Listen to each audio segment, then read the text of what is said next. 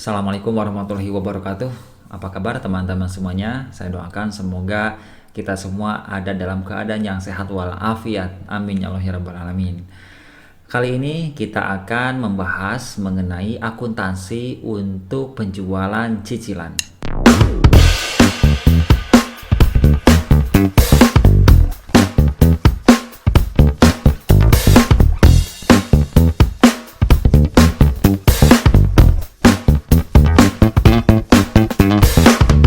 Saya yakin kita semua sering mendengar yang namanya penjualan cicilan ya.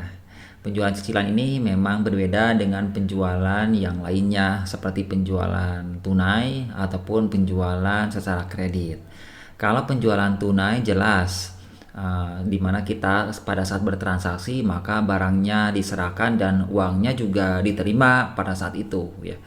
Kemudian kalau penjualan kredit yang kita bahas di akuntansi dasar ya, bahwa penjualan itu dilakukan dengan barangnya yang diberikan namun pembayarannya ditangguhkan, yaitu pada saat jatuh tempo pembayaran ataupun sebelum jatuh tempo pembayaran, cuman pembayarannya sekaligus lunas. Nah, berbeda dengan penjualan cicilan nih teman-teman. Saya akan menjelaskan dulu dari definisinya biar kita lebih paham apa itu yang namanya dengan penjualan cicilan.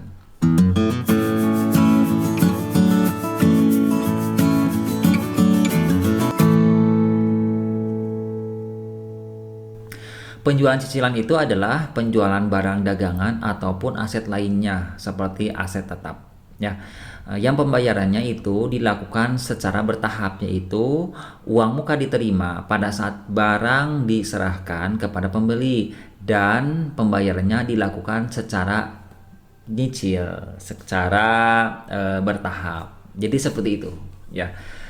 Saya akan sedikit bandingkan dengan penjualan kredit ya.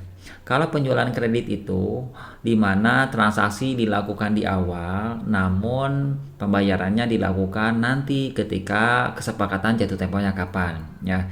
Nah, berbeda dengan penjualan yang dilakukan secara cicilan, yaitu penjualan yang transaksinya itu memang dilakukan di awal, namun pembayarannya itu biasanya bertahap. Bisa dua kali, enggak satu kali ya, dua kali, 3, 4, 5 dan seterusnya, di mana kesepakatannya dibuat di awal.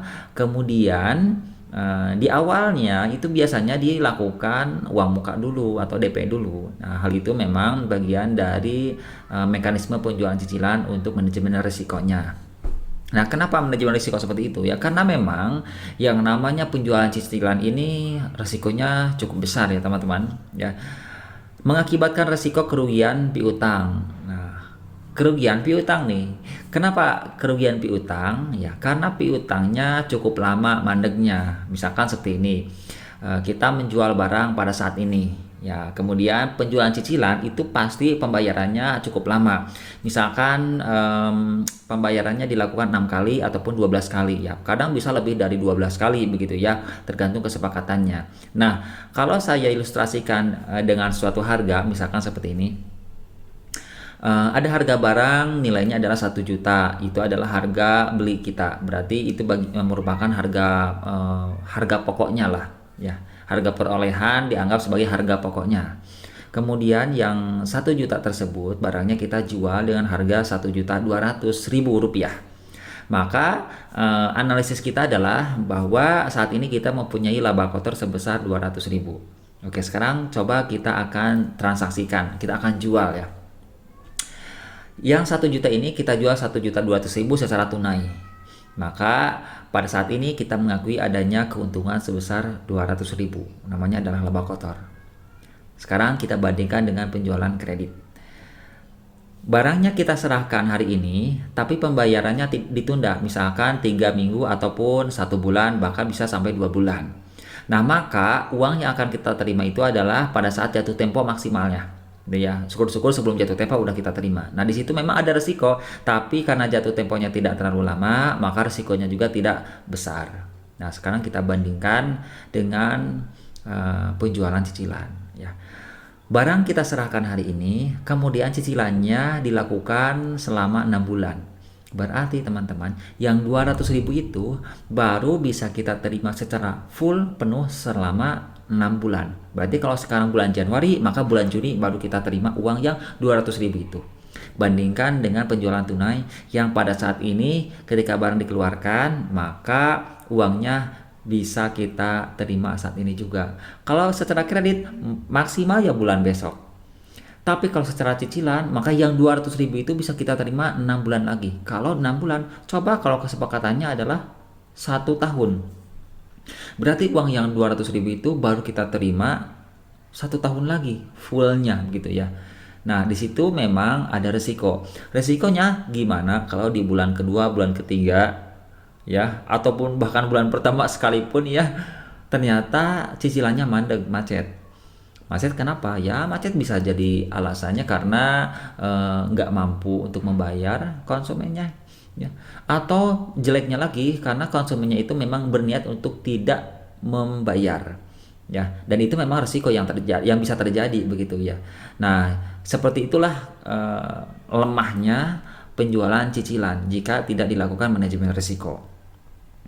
Dan juga ada yang namanya biaya penagihan piutang. Nah, karena jangka waktunya lama dan kemungkinan yang terjadi adalah konsumen itu malas untuk membayar, menyicil, ataupun juga memang maksudnya gini, malas untuk datang ke perusahaan kita atau ke toko kita untuk membayar, ataupun karena memang dia malas untuk mengeluarkan uang untuk membayarnya gitu kan ya.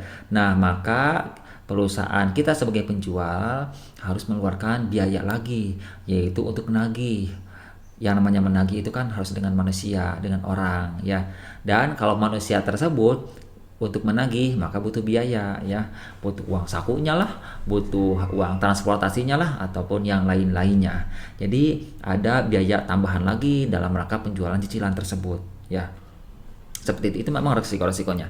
Nah, kita kan inginnya bahwa penjualan cicilan ini lancar-lancar saja, ya, tidak ada masalah apapun. Ya minimal kita akan meminimalkan risiko yang ada. Nah, maka kita harus membuat caranya, gitu ya. Oke teman-teman, saya akan garis bawahi dulu bahwa saya bukan menjelaskan strategi untuk meminimalisir risiko. Bukan di situnya sih, meskipun saya akan jelaskan selintas, tapi saya hanya akan menjelaskan lebih detail di bagaimana mencatat transaksi seperti itu ya. Tapi kan supaya kita lebih paham mengenai transaksi ini, maka saya pun akan menjelaskan bagaimana caranya untuk mengurangi risikonya. Nah, caranya seperti ini nih. Yang pertama ya, jumlah uang muka yang cukup signifikan sehingga dapat menutupi kemungkinan kerugian. Nah, teman-teman, kalau bicara signifikan artinya bicara mengenai nyata, berarti besar lah ya, simpelnya gitulah, besar lah.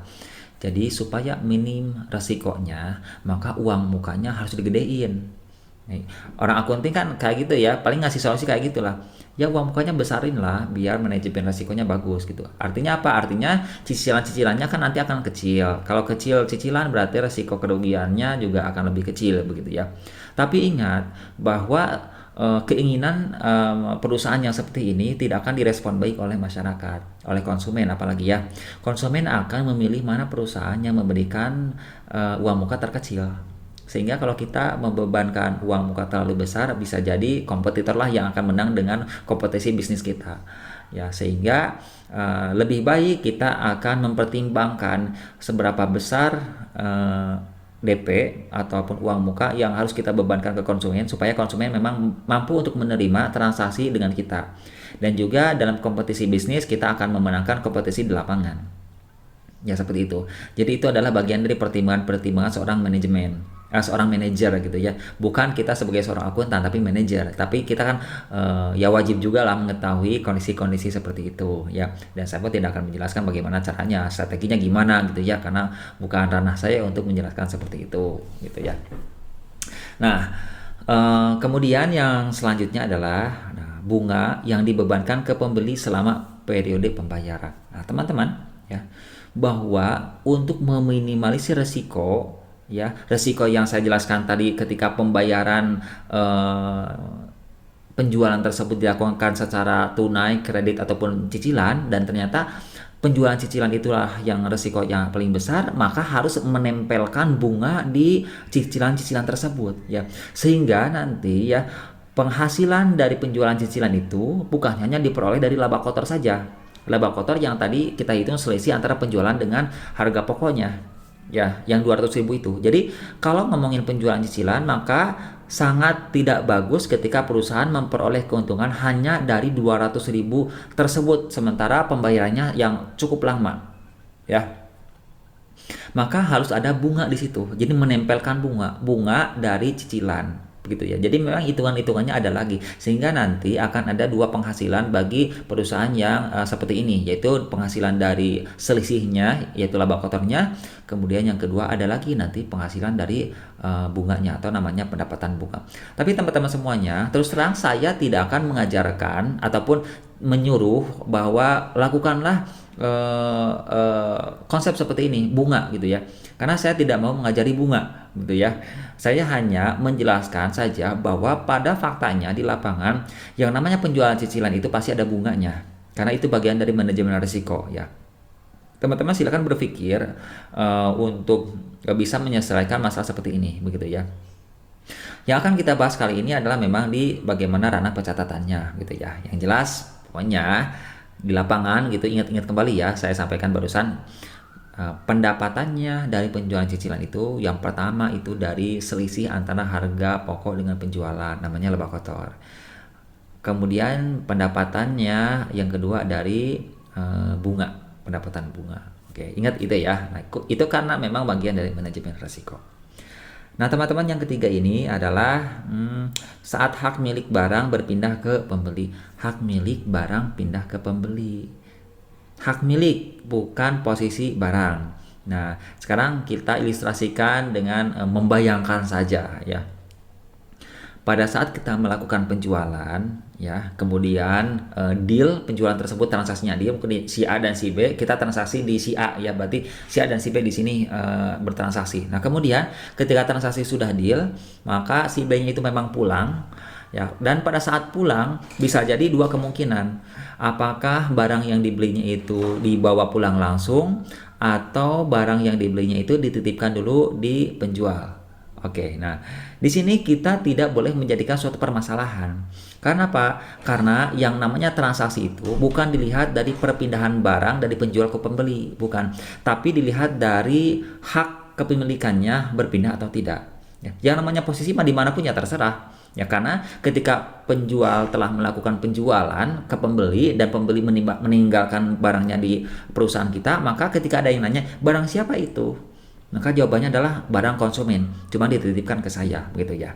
Nah, sehingga di sini supaya untuk mengurangi risiko ya, bahwa yang namanya barang yang dijual tersebut seharusnya memang segera untuk dipindahkan tempatnya dan kepemilikannya ke konsumen. Karena ketika ada risiko-risiko kerusakan barang tersebut, maka barang tersebut itu memang langsung risikonya ditanggung oleh konsumen atau pemilik ya.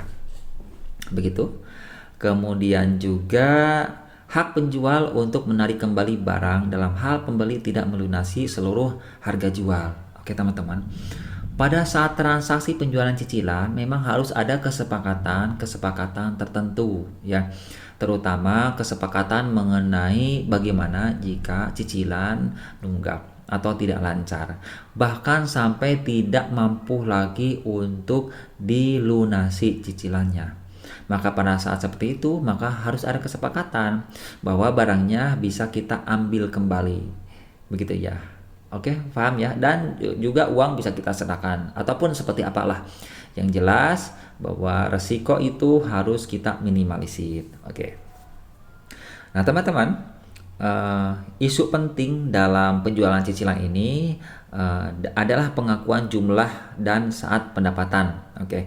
Isu penting ini ada pada PSAK nomor 23 revisi 2014 yang yang efektif ya, yang diefektifkan itu di awal tahun 2015 dan sampai sekarang juga masih tetap seperti ini ya. Jadi masih berlaku di PSAK tahun 2015 ya. Hasil revisian tahun 2014. Oke. Nah, bagaimana sekarang berbicara mengenai pengukuran dan pengakuan pendapatannya, ya.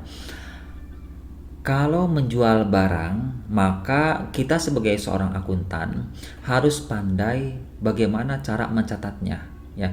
Maka kita harus mengetahui seperti apa pengukuran dan pengakuannya. Karena ketika kita mau mencatat ataupun menjurnal, kita harus tahu, ya, bahwa berapa angka yang harus kita tuangkan di dalam jurnal, gitu ya. Dan juga kapan kita mengakui adanya pendapatan tersebut, begitu ya. Maka di sini akan kita bahas, ya. Bahasan tersebut memang sudah dituangkan pada PSAK nomor 23, khususnya pada paragraf 14. Oke, sekarang kita bahas, ya. Pendapatan diukur berdasarkan nilai wajar imbalan yang diterima atau yang dapat diterima, yaitu sebesar nilai sekarang penerimaan di masa depan dengan menggunakan tingkat bunga tersirat. Ya. Yang dinamakan pendapatan itu ukurnya adalah seberapa besar uang diterima saat ini. Nah, hasil dari transaksi pendapatan. Atau juga seberapa besar uang yang akan kita terima, ya. Karena berkaitan dengan transaksi itu ada yang tunai dan ada yang non tunai, maka kalau bicara non tunai adalah berapa uang yang akan kita terima, ya. Kalau bicara akan kita terima itu berarti kita sekarang mencatat ada angka yang akan kita terima, tapi belum tentu angka tersebut sepenuhnya bisa kita terima, gitu ya. Nah, angka tersebutlah yang dinamakan dengan pendapatannya. Ketika kita mau mencatat angka tersebut lah, ya, bisa angka ketika dibayarkan atau yang berpotensi akan dibayarkan ke kita, gitu ya, pada masa yang akan datang. Kemudian juga perbedaan nilai wajar dan nilai nominal imbalan yang diterima diakui sebagai pendapatan bunga, ya. Perbedaan antara nilai wajar dan nilai nominal, ya. Karena di sini ada transaksi yang angkanya berbeda, teman-teman, ya. Saya tadi menjelaskan bahwa barang yang harga pokoknya 1 juta dijual 1.200.000, maka ada penghasilan kita ada 200.000, tapi belum cukup di sana kalau penjualan cicilan, ya. Karena akan ada nominal lainnya, yaitu sebesar tambahan bunga, ya. Jadi nanti akan kita terima itu bukan 1.200.000, tapi akan lebih dari itu karena ada bunganya. Nah, yang ada bunganya tersebut, selisihnya itu namanya adalah pendapatan bunga. Berarti ada akun pendapatan bunga nantinya ketika kita melakukan penjurnalan. Pendapatan diakui bila seluruh kondisi PSAK 23 paragraf 14 dipenuhi. Nah, teman-teman, kita harus paham isi dari PSAK 23 khususnya pada paragraf 14. Kenapa, ya? Karena kalau paragraf 14 ini tidak dipenuhi, maka kita tidak mampu ataupun tidak cukup untuk mengakui adanya pendapatan. Isinya kurang lebih seperti ini. Yang pertama itu, entitas telah memindahkan risiko secara signifikan dan telah memindahkan manfaat kepemilikan barang kepada pembeli, ya. Memindahkan risiko secara signifikan artinya risiko yang terjadi pada barang tersebut itu berpindah dari penjual ke pembeli, ya. Kalau risiko masih diemban oleh penjual, berarti di situ belum ada perpindahan hak, berarti belum ada penjualan, ya, begitu ya. Selain itu dari kemanfaatannya juga sudah berpindah, ya. Manfaat di sini adalah ketika barang itu digunakan, manfaatnya untuk siapa? Kalau barang tersebut digunakan manfaatnya masih untuk penjual, maka di situ berarti belum ada penjualan dan belum bisa kita catat adanya pendapatan, ya. Tapi kalau manfaatnya sudah berpindah ke pembeli, maka di situ jelas sudah ada pendapatan, maka boleh kita menjurnal adanya pendapatan, begitu. Yang kedua, nah, entitas tidak lagi mengelola atau melakukan pengendalian efektif atas barang yang terjual, ya. Oke, tidak lagi mengelola. Artinya barang yang tadinya ada di kita tidak boleh ngapa-ngapain tuh. Kita tidak boleh menggunakannya. Misalkan kita jual beli laptop ya. Nah, kita menjual laptop. Nah, laptop yang kita jual itu kita tidak boleh ngapa-apain tuh. Kalau kalau misalkan kita gunakan berarti sama aja laptop tersebut belum dijual begitu. Jadi pengelolaannya akan berpindah ke pembeli gitu ya.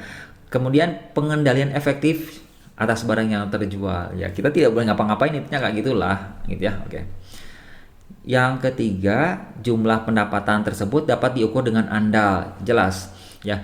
Ketika melakukan penjualan, maka akan ada angka ya, di mana angka tersebut bisa kita identifikasi jumlahnya. Berarti harus deal antara pembeli dan penjual, harus deal angkanya. Karena kalau tidak deal, maka kita akan kesulitan ataupun samar-samar angkanya, apakah 1.200.000 atau 1.250.000 nggak jelas, maka di situ tidak terjadi pendapatan, tidak terjadi penjualan.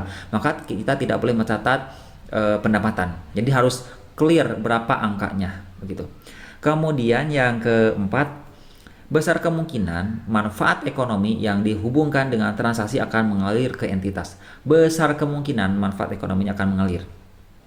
Kalau barang itu dijual, maka uangnya akan masuk ke perusahaan kita. Ya, kalau dijual secara cicilan, maka kemungkinan besar, meskipun belum tentu ya, bahwa akan ada uang masuk ke perusahaan kita. Kalau penjualan cicilan kan bisa keterima, bisa enggak gitu ya. Oke. Yang kelima, biaya yang terjadi atau akan terjadi sehubungan dengan transaksi penjualan dapat diukur dengan andal. Biayanya pun harus kita ukur dengan sebaik-baiknya. Kalau kita melakukan penjualan dan ada biayanya, misalkan biaya untuk administrasi, untuk materai, untuk lain-lainnya, harus kita ukur dan harus jelas angkanya. Karena kejelasan angka tersebut itu akan berdampak terhadap angka yang akan kita tuangkan di dalam jurnal. Begitu ya. Oke, sekarang kita bahas mengenai bagaimana pengakuan pendapatan saat barang diserahkan. Ya. Pengakuan pendapatan saat barang diserahkan ke pembeli disebut dengan metode akrual, yaitu bila kondisi PSAK 23 paragraf 14 dipenuhi yang tadi ya.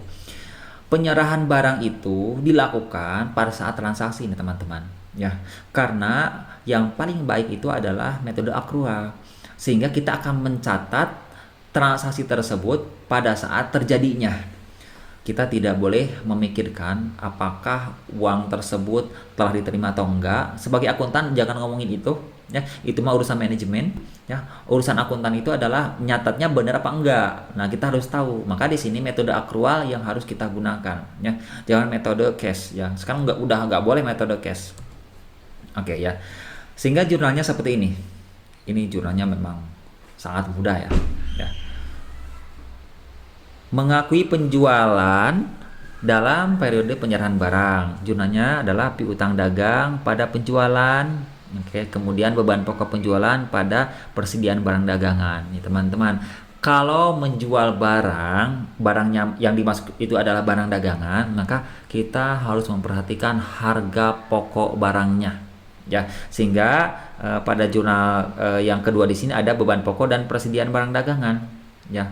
Dan di atasnya juga adalah piutang dagang pada penjualan. Ini kata kuncinya adalah penjualan.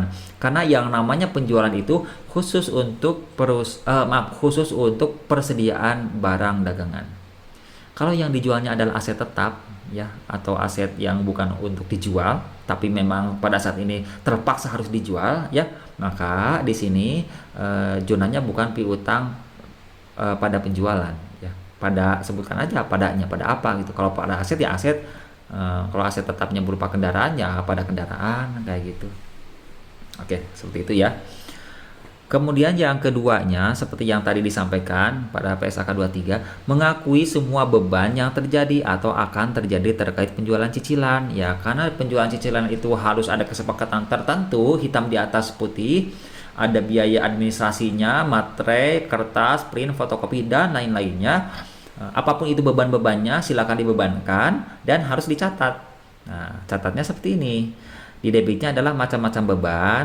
Macam-macam beban itu memang nggak ada yang namanya akun macam-macam beban. Tapi sebutkan saja beban apa. Ya di situ ya. Bebannya apa gitu tergantung yang ada di perusahaan tersebut lah. Di debit itu di kreditnya adalah kas ataupun utang beban. Kenapa kas? Ya kas karena kalau memang dikeluarkan ya berarti kas gitu ya. Kemudian juga ada lagi di kreditnya cadangan kerugian piutang. Nah, ini kalau dicadangkan jika ada kemungkinan terjadi kerugian piutang, atau nama lainnya adalah piutang tak tertagih gitu ya. Gitu ya. Karena cukup lama atau cukup panjang ya jangka waktu pembayarannya, jadi ada kemungkinan piutangnya tak tertagih. Dan juga ada yang namanya cadangan beban penagihan piutang ya. Kalau memang konsumen yang membeli ke kita itu bandel-bandel tuh, maka kita akan menyuruh orang untuk menagihnya, dan itu memerlukan biaya ya, kita cadangkan saat ini gitu ya. Nah, kalau memang teman-teman merasa bahwa saya gak butuh cadangannya, sudah gak usah ada cadangannya, ini hapus aja begitu ya.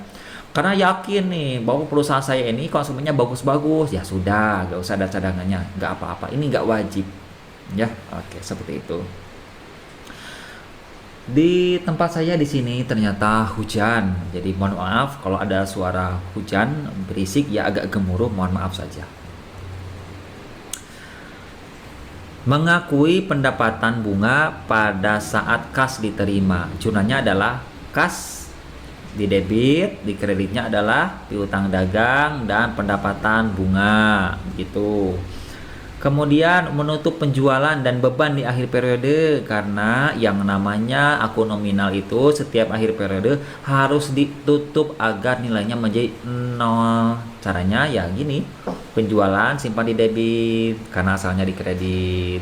Pendapatan bunga asalnya di kredit, sekarang simpan di debit. Sebaliknya yang namanya beban-beban, baik itu HPP atau beban pokok penjualan, simpan di kredit. Macam-macam beban ya, pokoknya beban apapun yang ada di laporan laba rugi gitu ya, simpan aja di kredit. Selisihnya laba atau rugi simpan di kredit kalau terjadi keuntungan, dan sebaliknya kalau kerugian yang di kredit. Pokoknya di sini lihat aja mana yang terbesar.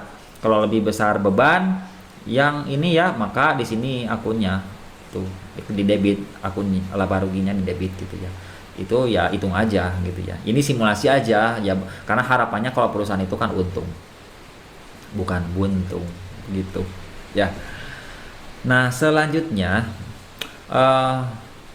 bila terdapat ketidakpastian menerima piutang di masa depan dan estimasi kerugian piutang tidak bisa dilakukan secara andal ya, di mana kondisi D dan E yang tadi itu ya, saya lihatkan lagi ini D dan E. Nah, ini D, ini E, maksudnya ini ya. Oke, teman-teman langsung saja putar terus videonya ya. Bolak-balik aja kalau nggak paham gitu ya. Nah, jika kondisi D dan E tidak dipenuhi, maka pengakuan pendapatan dapat dilakukan dengan metode penjualan cicilan atau metode pemulihan biaya perolehan. Maka penjualan dan beban pokok penjualan diakui dalam periode penyerahan barang. Jadi, kalau kondisi E dan D itu tidak terpenuhi, maka penjualan dan beban pokok itu diakuinya pada periode penyerahan barang. Jadi ketika barang diserahkan pada saat itu ya dicatat, ya dicatat ada penjualan, dicatat ada beban pokok, maka dicatat pula memang pada saat itu ada laba ya. Nah, kemudian yang kedua, laba kotor ditangguhkan pengakuannya sampai diterima pembayarannya dari pembeli. Nah, laba kotor ini jangan diakui dulu ya, jangan diakui dulu pengakuannya, jangan diakui dulu pokoknya sampai diterima pembayarannya dari pembeli. Jadi ketika pembayaran itu sudah lunas, maka disitulah baru diakui adanya laba kotor gitu ya. Kalau tadi kan ngomonginnya pada saat transaksi di awal, maka di awal itulah bisa mengakui adanya laba kotor. Tapi kalau kondisi D dan E tidak dipenuhi, maka laba kotor tersebut akan diakui di akhir ketika cicilan sudah beres. Jadi seperti itu ya. Oke. Metode pengakuan pendapatannya yang pertama adalah metode penjualan cicilan. Nah, setiap penerimaan kas itu dianggap sebagai pengembalian biaya perolehan dan realisasi laba kotor, sehingga laba kotor yang diakui adalah persentase dari laba kotor dikali cicilan piutang. Nah, kalau metode ini adalah pada saat konsumen nyicil ke perusahaan kita, maka di situ akan kita hitung berapa persen pokoknya, berapa persen labanya gitu ya. Setiap nyicil kita bagi dua, ke dalam pokok dan juga ke dalam laba kotornya berapa, itu dihitung begitu ya. Berbeda dengan yang kedua, metode pemulihan biaya perolehan ya. Setiap penerimaan kas dianggap sebagai pengembalian biaya perolehan barang yang dijual dahulu, sehingga laba kotor itu diakui setelah jumlah cicilan piutang lebih besar dari beban pokok penjualan cicilan. Kalau yang ini beda lagi. Setiap cicilan itu dianggap ke pokok dulu, nyicil masukin ke pokok, ada cicilan masukin lagi ke pokok sampai dengan pokok tersebut terpenuhi. Nah, maka cicilan yang makin akhir setelah pokoknya terpenuhi, maka di situ ada laba kotor. Jadi berbeda ya dengan yang pertama tadi. Oke, jelas teman-teman? Oke, kalau sudah jelas, maka alhamdulillah materi ini sudah saya sampaikan dengan cukup singkat dan mudah-mudahan dapat difahami dengan baik. Sekali lagi, kalau teman-teman belum paham, silakan diulang-ulang videonya ya. Karena di video yang nanti akan saya buatkan lagi akan masuk ke bagaimana cara perhitungannya atau akuntansinya. Oke, video ini saya cukup sekian. Assalamualaikum warahmatullahi wabarakatuh.